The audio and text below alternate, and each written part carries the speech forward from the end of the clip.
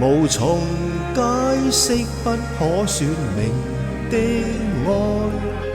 千秋過後仍長存不朽。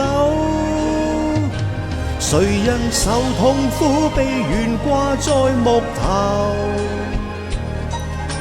至高的愛盡見於慈存的手，汗血在流，反映愛沒保留，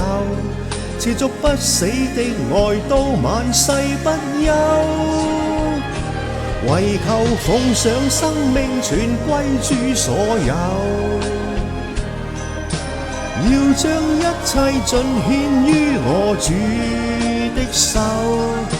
我已決定今生再沒所求，